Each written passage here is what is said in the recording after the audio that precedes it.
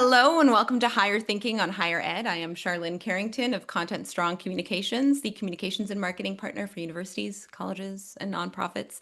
Today, I am excited to continue diving into the trends and the challenges encountered by leaders in higher ed, and I am so honored to welcome Joe E. Ross to the hot seat today. Joe is the president and CEO of Reach University, a nonprofit pioneering fully job-embedded apprenticeship degrees, a former Navy officer, deputy district attorney, and longtime education leader. He has served as an elected trustee in California and currently sits on the Competency-Based Education Network board. Joe also hosts Apprenticeship 2.0 and has been featured in Inside Higher Ed, Forbes, and major national publications. Thank you so much again for bringing your expertise to this conversation. How are you doing? Thank you for having me. I'm delighted to be here. You have such a very interesting background. I mean, my first question typically is like, set me up a little bit and tell me a little bit about the context of, your world, your institution, your ecosystem. But, I have to even back up even further with you. How'd you get here, Joe? Well, that's a good question. It's an unusual path. And I don't think when I was coming up, either as a kid or in college or after college, if you'd asked me 20 or 30 years ago, if I thought I would be a college president, I would have said, you're smoking something. Right. Uh, but I think that, like many people who end up in education, there's something that attaches you to education as you're coming up. I was adopted when I was 5, and I think the way I dealt with being in a new household and having a new last name was looking for a way to reclaim some power over my own destiny. And I got it into my little head, I think, looking at the new adults I was living with who had degrees and careers and power over their lives, that I wanted all three of those things. So I saw school as the path. And then I just put that away. I didn't want anyone to know I had an unusual background. And I just wanted to know that if I go to college, I could chart my own path. And I thought I'd chart my path into other fields. I went into the Navy, I went to law school. Uh, as you said, I've been a prosecutor. Um, but I kept on coming back to either volunteering or working in education. And in my technology career, most of that was focused on supporting universities and colleges. Uh, in fact, in law school, I had this flirtation with becoming a law professor. I did everything you're supposed to do to become a law professor. Right. I was editor of the law review and all those things, but I put it away. And uh, about 15 years ago, was running a work embedded program for after school staff to become Right. teachers. And that was the start of this journey. So it's about 15 years of being focused specifically on the part of higher education that's work embedded. And fast forward to today, we have a fairly new university accredited by WASC, the Western Regional Accreditor, and we're serving over 3,000 work embedded candidates across over 500 schools this fall, all earning their bachelor's degree or their master's degree, intending to become educators. And so that's the path. I could not have predicted it, but I'm really honored to be doing this work. Well, I'm honored to talk to you. What an interesting and very, very deep perspective I think you'll bring to this conversation. So usually the first question, in your case, the second question I ask really is about set me up a little bit. Like tell me about your role and how it connects to Reaches University's Mhm. unique mission, of integrating work-based learning and the accreditation process, as you just mentioned. I mean, you have a very, very diverse background, and something you just mentioned, I think was really interesting, and apply this to, I think maybe your answer is this idea of charting your own path. Would you say that's Reach's mission? Like the ability Right. to give students that, ability to chart their own path? Reach's mission is to bring higher education to the workplace and to Right, turn jobs into degrees. right, And that is how we empower people. We give people the pen they need to write their own future. My personal mission has been that my whole life, to empower people to be the author of their own future. And Reach, actually, this is interesting from a marketing perspective. About 5 years ago, when we started our undergraduate apprenticeship-based programs, because let me just say, when you turn a job into a degree, what you have is what we call an apprenticeship degree. right. And an apprenticeship degree is defined by three things. It's affordable, it's based in the workplace the entire time, and it awards credit for learning at work for as much as half of the program. Those are the ABCs, if you will. And when we were thinking about how to describe this a couple of years ago, At one point, it just came out of my mouth. They said, it's like we're turning jobs into degrees instead of the other Right. way around. And everyone just stopped and said, That's huh, it. that's it. It went on our website, it became kind of the tagline. And then when we were thinking about refreshing our mission statement, there was this sentiment that we should be as simple as that, that great brands, and there are many to look at, have very clear, simple, direct mission statements. And so the first sentence of our mission statement is uh, Reach University turns jobs into degrees. And then we go from there. My role is kind of twofold. I am both leading what is a traditionally accredited nonprofit institution of higher education, which has all the things and all the challenges almost that you would expect a higher ed institution to have in the year 2025. And I'm also leading a startup that's seeking to be innovative and at the bleeding edge of change, and also attempting to pioneer and model new ways of doing things. So that's how I see my role. We are both delivering degrees and programs and upper mobility for the candidates that we serve, and we're trying to serve as a model for the way higher education can be different. Right. I love that answer so much, and the big piece that you touched on was my next question, and that idea of we're at this bleeding edge of change right now. Mhm. Um, Talk to me a little bit about that. Like, what major changes are you seeing in the sector, particularly around access, around workforce development, around policy, et cetera, and how are they kind of influencing your institutional strategy or your day to day in general? There's so many changes and shifts in the sector right now. It's hard to know when you're in the moment how significant any change is, but I think higher education right now is experiencing a transformation or a major market change Right. that only happens every 100 years or so. Uh, Right. 400 years ago, Latin was the language of instruction at Harvard. And 200 years ago, if I get my math right, we didn't even have land grant universities yet. About 100 years ago, we started to see the systemization and standardization of higher education, pathways to becoming a doctor that were standardized, for example. I think that in our lifetime, there was a perception that the online technologies that emerged in the 80s and really became accessible in the 90s were the big change. Right. But I actually think that wasn't as big a change as what's happening right now. I think online technology enabled online course delivery. That's a big change, but it's a different way of distribution. It may not be as big as what is happening today. And what's happening today, to your point, is an ecosystem pivot where Right. learners and employers and policymakers are all kind of shifting to a different way of thinking about what higher education is doing and what it's for. You've heard a lot about apprenticeship this year. You've heard a lot about work embedded and job embedded pathways. I think every college leader across the country is trying to think about how to balance the traditional needs of and benefits of higher education with the work embedded relevance and job readiness that is demanded of higher education. I think we're experiencing kind of a solution to that right now. So learners, learners are uh, in an unprecedented way looking for something different. If you look at Yeah. the surveys around high school graduates and their parents 10 years ago versus today, about half as many are thinking about college as they were 10 years ago. That's a huge collapse in the Yeah. confidence of traditional pathways. And also, learners want jobs where they learn. Well, I call them learners. Workers want jobs where they're also learners, is what I should say. And so when you talk to high school graduates and also people in the workforce, they're looking for jobs that give them skills that they can use to advance their lives.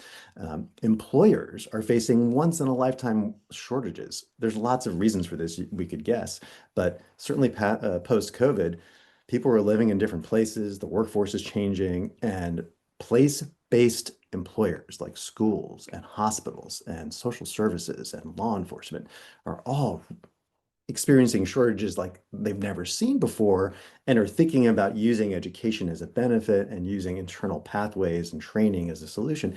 That's a huge change. And then policymakers are, you know, I think really confronting the student loan debt crisis, the return on investment question. And so you have all these players just thinking we need to do something different. And I think the result's going to be a very, very different way of doing higher education over the next century.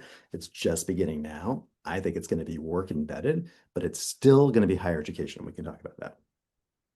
So I think that's a great answer. And the question I'd pose to you is, because of the nature of reach, how you design programs, how you deliver programs with this idea of job readiness in mind, do you think that you're, I don't know, adequately responding to the challenge of the sector right now? Or do you think that there's more to do? Well, I think it's early days still. I think this is an emerging field. So to back up, this idea that you don't have to choose between a job and a degree, and you do not have to choose between an apprenticeship or a work embedded training program and higher education is something that's still a little bit not widely held Right. as certainly not a cliche at this point. People usually think of this as a choice, one or the other. And there are a number of higher education institutions across the United States that are beginning to adopt these models where the entire program is designed to be affordable, fully based in the workplace from day one to the day of graduation, and that truly embrace credit for work experience and credit for work as part of the design. It's not widespread yet, but it is beginning to grow, and there's a lot of interest in this model. One thing that's interesting is the model that I just described, this apprenticeship degree approach, is common in other countries. It's common in the United Right. Kingdom. It's common in Germany. In fact, Germany's been doing this for 50 years. France has been doing this for a little over a decade, and so has the UK. And so there are models we can look at, but we're going to do it differently in the United States.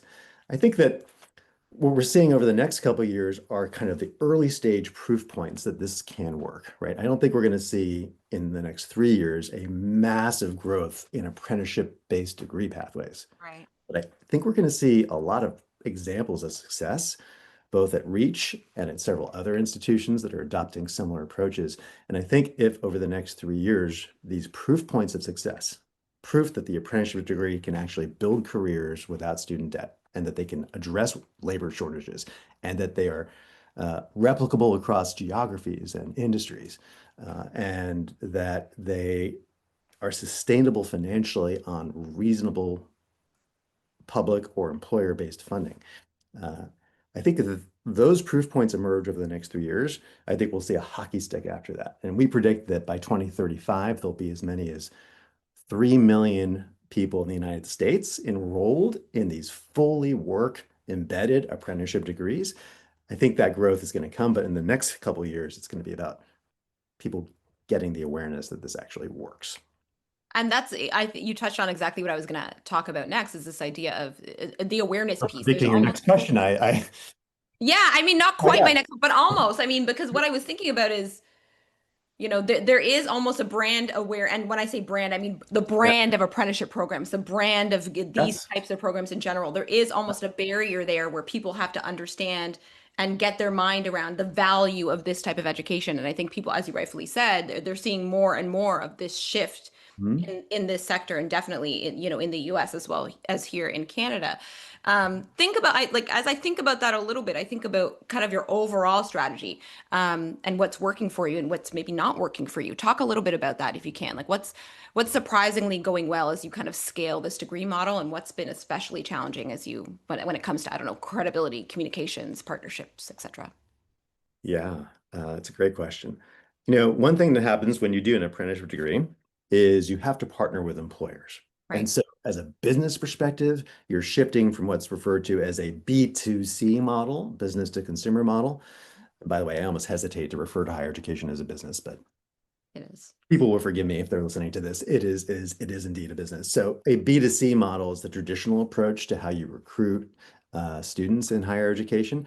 But in an apprenticeship, it is necessarily a B to B to C model because Right. everything goes through the employer partnership. The program design is implemented in close partnership with employers or with industries. Uh, the the recruitment starts by signing up a workplace to be a host for this program, and then the employers are the ones gathering their incumbent workforce and telling them about this opportunity, or they're recruiting new hires, telling them that this is not just any job. This is a job that renders a degree so that you can take, say, your associate degree from a local community college and you can transfer into this workplace. And in the Right. same amount of time that you would have gone into debt and gotten your degree, you will not go into debt. You will gain experience and you will get your degree and you will rise up in the organization. Well, this has actually turned out to be an incredible tailwind for us economically. The typical cost to enroll in business terms, it's the cost of customer acquisition. Right. In our world, it's the cost to recruit and enroll a student. When you take into account the marketing spend and the partnership spend and the people who are doing the recruiting themselves or the admissions advisors, at a minimum for a degree program that is the standard cost of that is about $3,000. And if it's an expensive program, it could be $11,000 or $18,000. It could be very expensive to recruit people into such an expensive pursuit. But when you're working with employers and they're the ones bringing the students to the university, instead of coming to the university looking for graduates at the back end, they're coming at the front end with the students, Right. kind of a Right. flip. Well, then the actual cost of acquisition is much, much, much lower. And Right. where we are at scale, like in Louisiana, where we're serving almost all the parishes across the state, and we have well over 1,000 candidates enrolled at any given time. Our cost there is in the hundreds of dollars. In the, sometimes it's as low as 200. It gets up to about $700 to enroll. In some places, our cost is even lower than that, depending on the partnerships we have. That gets passed on to our students. It allows us to actually deliver the same quality education program, but because our recruiting costs and our marketing costs are so low, we can have a much lower tuition and make it much more affordable. That's been Right. a tailwind. That's been amazing. So that's been a win. You asked about barriers though too.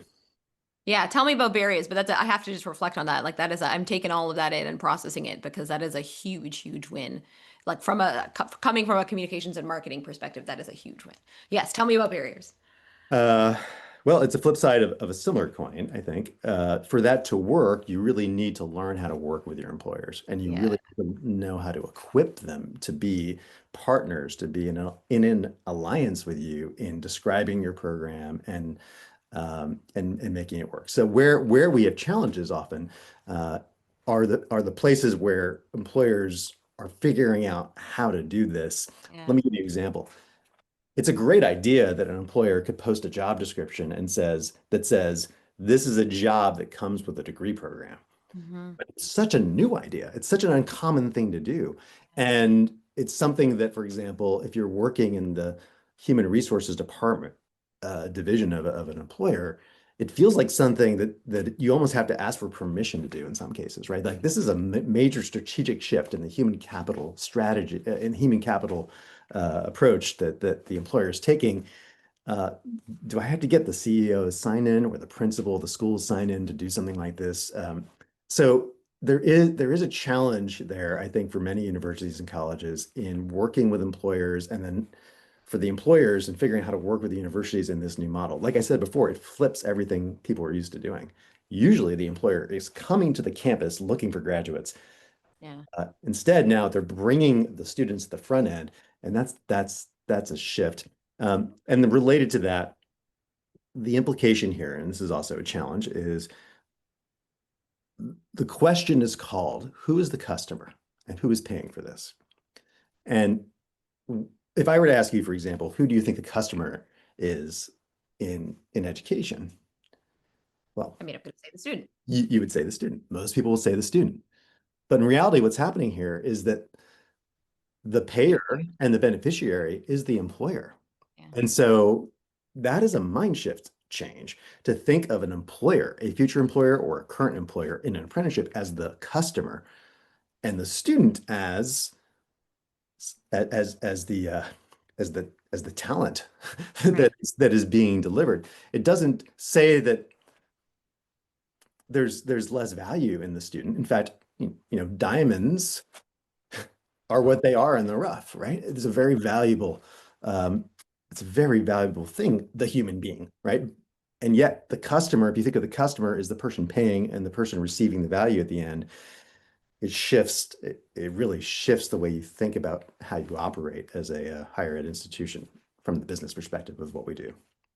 Does that shift the way I don't know, design and deliver programs, understanding that the employer is the customer versus because so many institutions are like student focused and the student Mm. experience and blah, blah, blah, blah. Yep.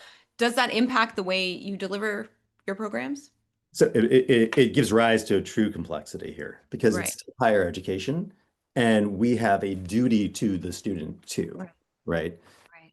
And we deeply hold this close to our heart. We want our candidates to not only ascend in their job because of the education they receive, but we also want them to have the life they deserve, the Yeah. full life they deserve that you expect higher education to provide, not just near-term job skills, but long-term durable skills for life, the ability to think, which is a cliche almost, but it's not just critical thinking, it's creativity and distinguishing particulars from generalities and everything that kind of makes kind of those of us here in North America a little bit different, I would say, which is that we're all the products of immigration and migration, and we're inventors. And higher education here in both Canada and the United States has really been a difference maker. So how do we embrace that, but also recognize that the customer from a business perspective is the employer? How do we do both?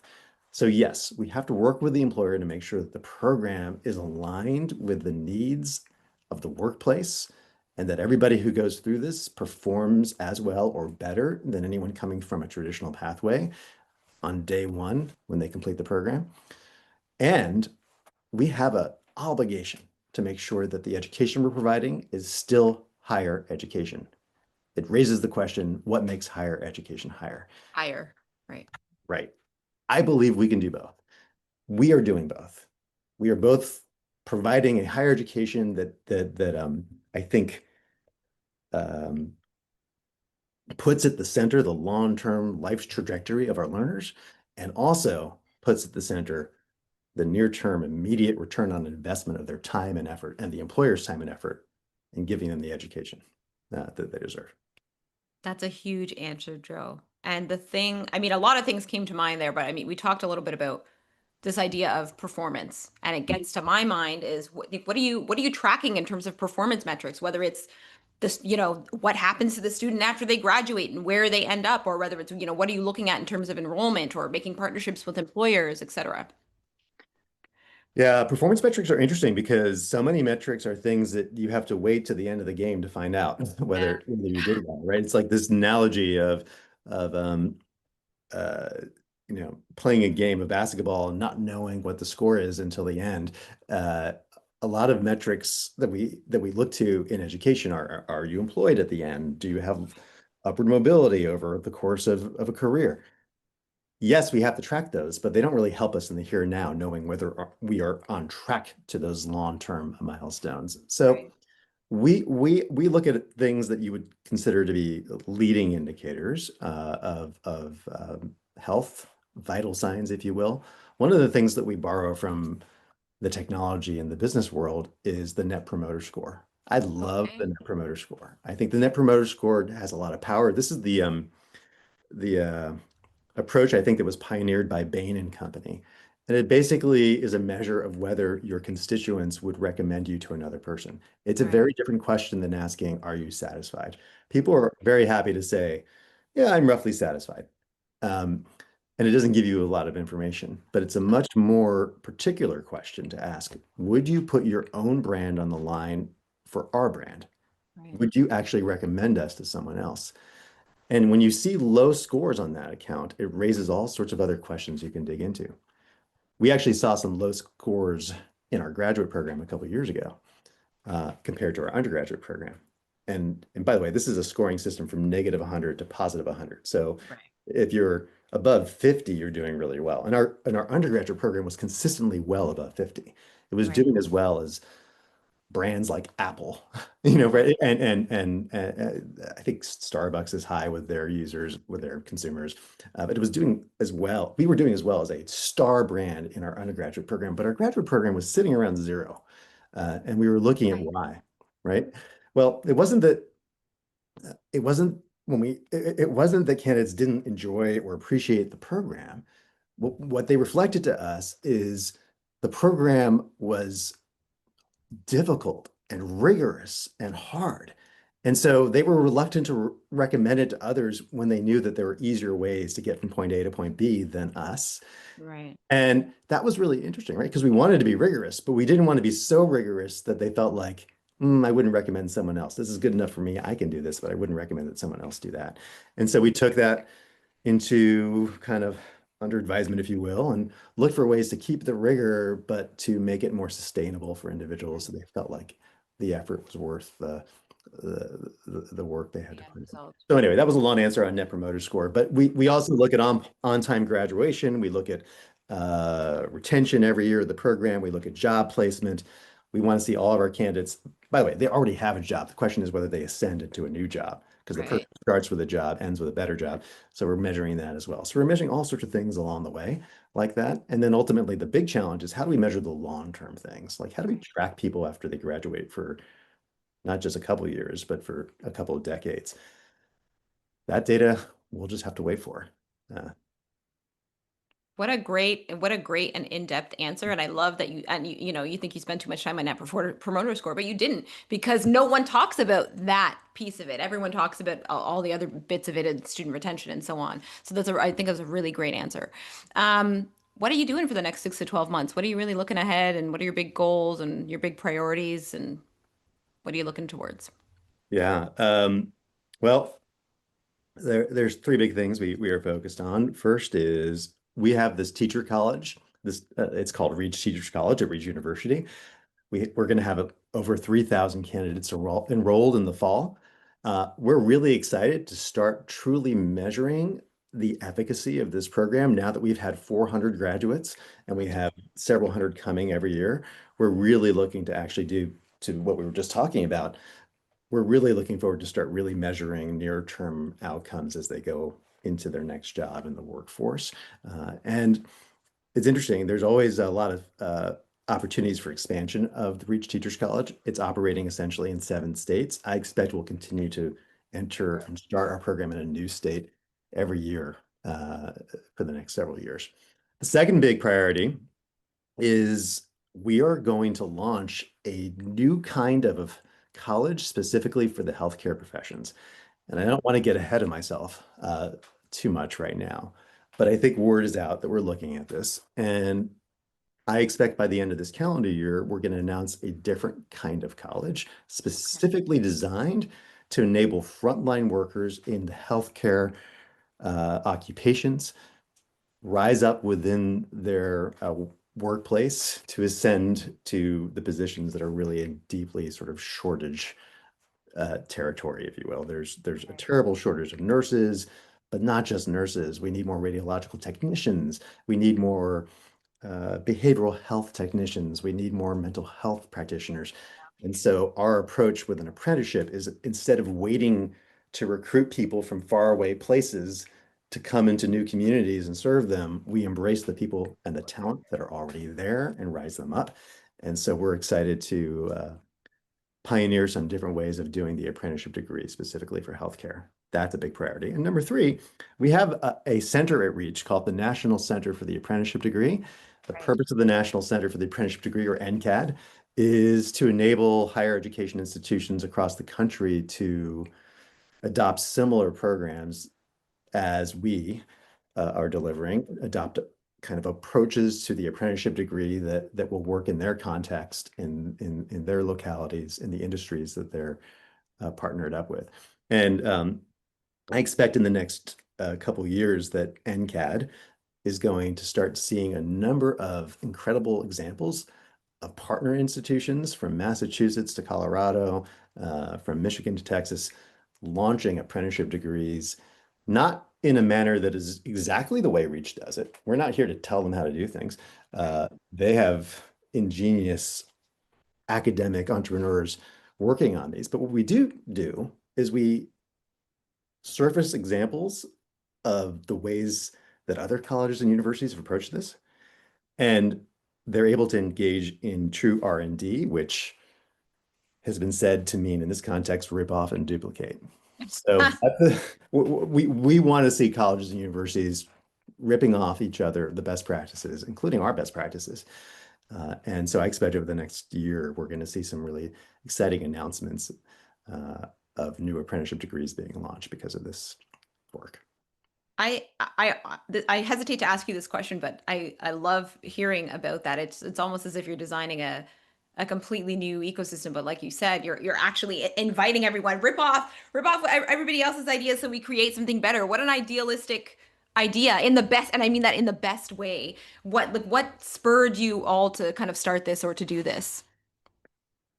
Well, we are a mission-driven organization. That's part of it. We want to truly reignite it sound reignite this dream that everybody who puts work in can have the life they deserve. And I think the apprenticeship degree is the way to get there.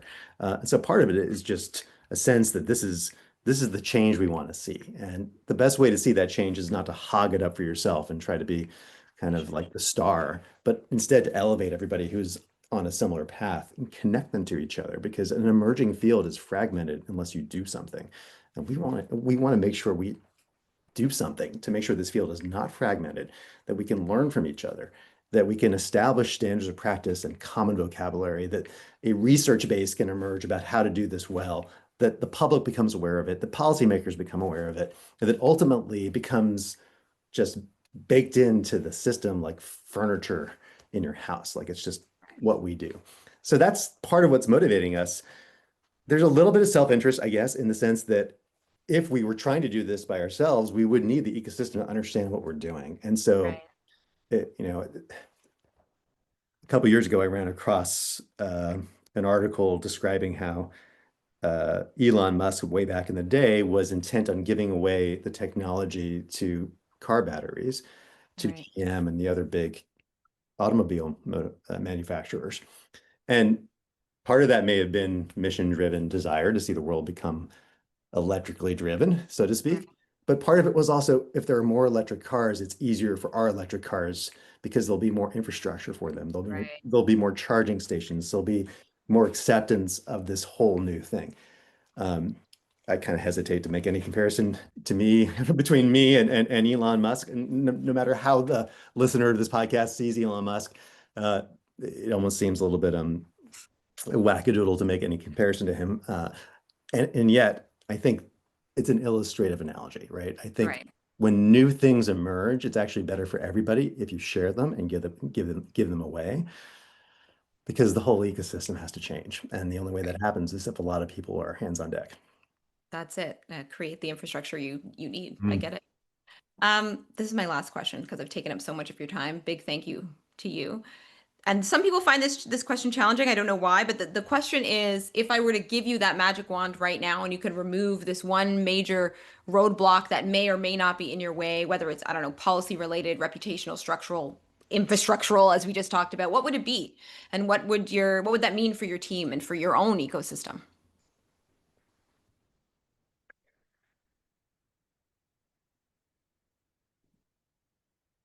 I think higher education needs to become Yeah. affordable. And it requires a magic wand because it's really hard for the 4,000 colleges and universities in the United States. And I imagine even, I mean, by the way, institutions in Canada are much more affordable than the ones in the United States. Um, We're and that, heavily subsidized. and that said, they're subsidized, but Yep. affordability is a huge barrier right now. And we've been, I think, in the United States at least, and I think it's affected the market for higher education across the world. Since the early 1970s, we have been subsidizing debt for higher education in a manner that completely lacked any kind of normal underwriting. And while it was well intentioned, it caused a ballooning in the cost of higher education. Right. And that has created a lot of challenges for us and for the field as we try to actually make education more available to everybody. Um, there was all this talk about college for all starting, it really hit its zenith in 2010 or 11 in the United States. And all this talk about disrupting education. The key principle in disruption of any field is delivering a product or a service at a much lower cost. It's not a key element of disruption that you just pay for the cost of high cost goods or that you Right. subsidize the cost of high cost goods. And so I think the subsidy effect, although well intentioned, created a real sort of deep, deeply challenging dynamic with most colleges and universities around how can you uphold quality, but do it at the most efficient price, both internally and to your end consumer, your learners. So if I were to wave my wand, I'd figure out a way to solve that, right? Yeah. Keep the quality, lower the cost, and make it possible for colleges and universities to do this work without an incredible sticker shock or the lifelong debt that has come with it for so many people. The lifelong debt that has come with it, I think is a big Mhm. key message there. Yeah. Um, wow, thank you, Joe. Thanks for sharing your time, your experience, and your perspective with us today. I mean, I feel like I'm going to be sitting down and just processing this entire conversation a little bit. I hope all of you listeners, all of you watchers do the same thing. Hopefully, it's sparked some ideas or helped you, I don't know, affirmed your own challenges or see a challenge in a new light. If you're a leader in higher education, communications, marketing, enrollment, advancement, whatever, and you want to contribute to this evolving conversation, I would love to hear from you. And the truth is, ideally, just like Joe said, if we all work together, we can create a shared map for the future of this field. So let's get to work. Thank you so much, Joe. Thanks so much for having me. This was fun.